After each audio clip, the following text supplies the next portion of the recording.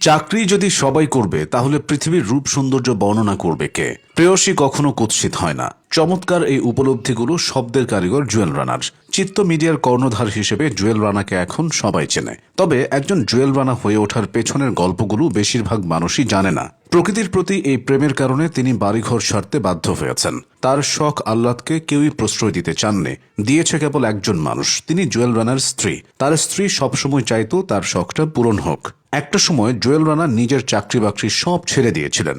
বেকার থাকার কারণে তার পকেটে খুব একটা টাকা পয়সা থাকতো না। সে সময় জুয়েল রানার দিকে তার আত্মীয় স্বজনরাও ঘুরে একবারও তাকায়নি। কোনো প্রোগ্রাম হলে তাকে দাওয়াত দেওয়া হতো না। কঠিন সময়ের মাঝেই তার স্ত্রীর ক্যান্সার হয়েছিল। স্ত্রীর মাথার চুলগুলো ঝরে গিয়েছিল, সুন্দর চেহারাটা হয়েছিল বিবর্ণ। সেই কঠিন সময়টাতেও জুয়েল রানাকে তার স্ত্রী সাপোর্ট দিয়েছিল। প্রকৃতির হাকডাক যতই তাকে টানুক না কেন, পরিষ্কার আকাশ দেখে যতই তিনি মুগ্ধ হন না কেন, তার কাছে পৃথিবীর সুন্দরতম জিনিস তার স্ত্রীর মুখ।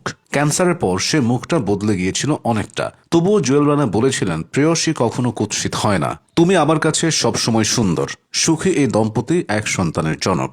পরিবারের মতো প্রকৃতিও জুয়েল রানার কাছে ভীষণ আপন। পাখিদের কলকাকুলি, সাদা বকের বিষণ্ণ বসে থাকা কিংবা কাটা গাছের ক্ষত তাকে ভাবায়। খালি পায়ে মেঠো পথে হেঁটে তিনি শৈশবের কথা মনে করিয়ে দেন।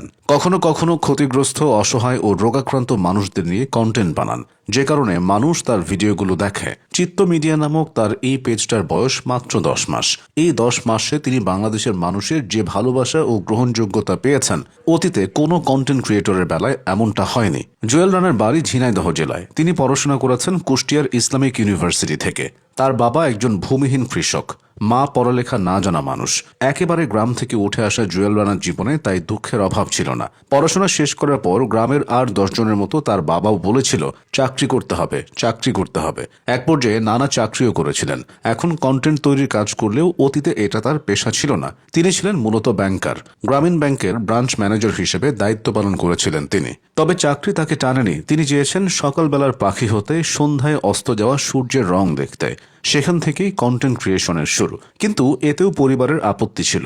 তাকে বলা হয়েছিল, এটা কোনো পেশা, এর কোনো ভবিষ্যৎ আছে? রানা সেসবে মাথা দেননি, মুখ বুঝে সহ্য করেছেন শুধু।